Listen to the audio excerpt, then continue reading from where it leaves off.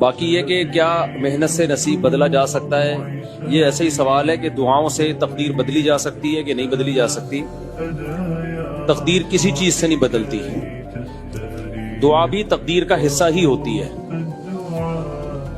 اللہ نے تقدیر میں لکھا ہوتا ہے کہ اسے ایک پریشانی آئے گی، یہ دعا مانگے گا اور وہ پریشانی دور ہو جائے گی، کیونکہ اللہ کے علم میں ہوتا ہے کہ یہ دعا مانگے گا کہ نہیں مانگے گا۔ اور کسی کی تقدیر میں لکھا ہوتا ہے کہ اسے پریشانی آئے گی، دعا نہیں مانگے گا اور پریشانی دور نہیں ہوگی۔ تقدیر تو اللہ کے علم کا نام ہے، جو اللہ کا علم ہے وہ کبھی بھی چینج نہیں ہو سکتا۔ باقی یہ جو پوستی لوگ ہوتے ہیں کہتے ہیں کہ جو مقدر میں ہوگا پیسہ آ ہی جائے گا، تو ہمیں محنت کی کیا ضرورت ہے؟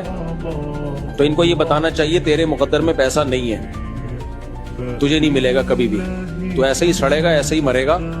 کیونکہ جس کے مقدر میں پیسہ ہوتا ہے عام طور پر، ہمیشہ نہیں، بغیر محنت کے بھی آ جاتا ہے، لیکن جس کے مقدر میں پیسہ ہوتا ہے عام طور پر اس کے مقدر میں محنت بھی لکھی ہوئی ہوتی ہے کہ محنت کرے گا اور پیسہ آ جائے گا۔ اللہ کو پتا تھا یہ محنت نہیں کرے گا، بلکہ یہی باتیں کرے گا کہ نصیب میں ہوگا تو آ جائے گا، نصیب میں نہیں ہوگا تو نہیں آئے گا۔ اللہ کو پتا تھا یہ باتیں کرے گا، لہذا نصیب میں اللہ نے لکھا ہی نہیں ہوتا۔ سمجھ رہے ہو؟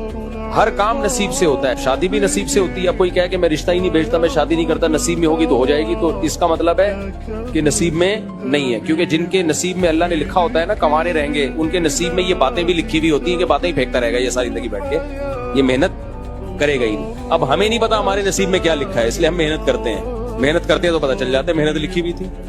تو نصیب جو ہے یہ پہلے پتہ نہیں ہوتا، پہلے پتہ ہو تو دنیا کا نظام بگڑ جائے۔